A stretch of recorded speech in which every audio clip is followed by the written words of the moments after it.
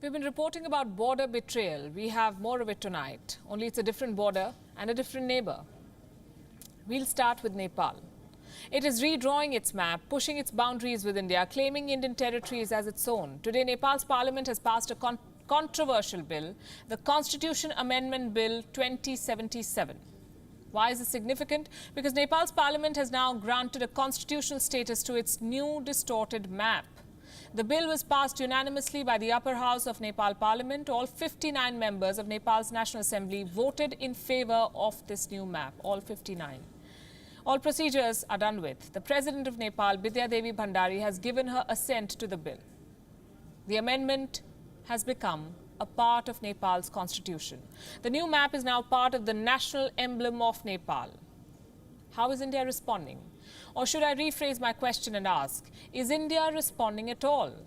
Because the statement from Delhi today was remarkable for what it did not say. Listen to this. Issue, I've already made our position clear.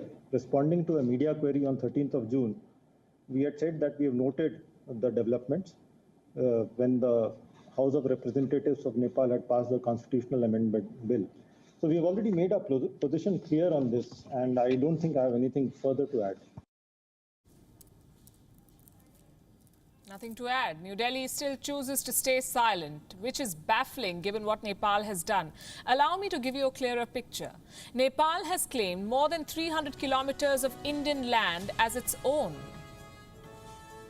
While India is facing China in Ladakh, a much smaller neighbor and a supposedly old friend has claimed 335 kilometers of Indian territory. This includes 3 specific areas: Limpiyadhura, Lipulekh and Kalapani. Look carefully at the map on your screen. The valley of Kalapani, along with the Lipulekh Pass at the top, forms the Indian route to the Kailash Mansarovar, an ancient pilgrimage site. It is joined by the Limpiyadhura Pass 5 miles to the southwest. India considers these areas as part of Uttarakhand's Pithoragarh district. And now Nepal has officially laid claim to these territories. This region is significant for 3 reasons. 1, the religious link. As I said, the Kailash Mansarovar Yatra. 2, the trade link. A few years back, India and China had signed a trade agreement along this route. And 3, the strategic significance, the link to Tibet. This isn't just another piece of land, and implications of this move cannot be overstated. We've reported extensively on what led to this map fixing. The script is similar to what happened at the India-China border. It began with Nepal's objections, Nepal's complaints about India building a road on its own side of the border. The link road to Kailash Mansarovar. It was inaugurated by Defence Minister Rajnath Singh last month. The interesting part is that this road project is more than a decade old. So Nepal's sudden overreaction appears politically motivated. The diktats and the debt from China may have played a role. For decades, India has managed and developed these areas, these very areas. It has never used this region for military activities or to provoke Nepal. Despite this, Nepal suddenly claims that India has violated its territorial integrity.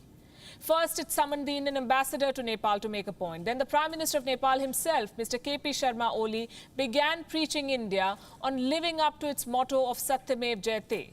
The truth prevails. Why is Nepal spoiling for a fight with a much bigger neighbor on which it depends so heavily? 2 things explain this. 1 is domestic politics and the second is Chinese pressure. The government of Nepal is highly unstable. There's constant infighting. The ruling party, the Nepal Communist Party, is on the brink of a split. Then there's public pressure, anti-government protests. They've been growing. The Prime Minister of Nepal is under fire, especially for failing to contain the Wuhan virus. China knows the pressure Comrade Oli faces. So China has decided to micromanage Nepal's affairs, and to maintain harmony at home, it has engineered a divorce with India.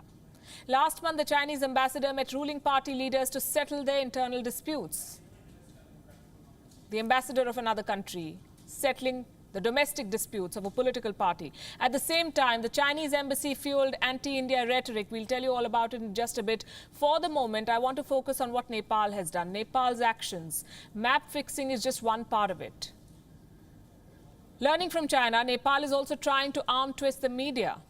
A new report claims that foreign news channels may lose transmission rights in Nepal if they do not beam ad-free content. What does this mean? It means that foreign TV channels have to air content without commercials. Is this move directed at India? Nepal says no, but its people don't agree. Thousands of Nepalese viewers prefer Indian channels for entertainment. Exactly a year ago, Nepal took Indian channels off air for 24 hours. The headline is on your screen. And now channels from India, among other countries, may not be allowed to beam at all. According to the government of Nepal, this is part of the clean feed policy for foreign TV networks. And it stems from a 2019 act endorsed by the Nepalese parliament. Obviously, no network will agree to such a policy because it is not economically viable. The bottom line is this: Nepal is looking for provocations everywhere. The statements of Prime Minister Oli betray his government's hostility. Playing to the galleries in the interest of domestic politics is one thing. Most governments discount it. But Nepal has gone way beyond this, and India's silence is not helping matters.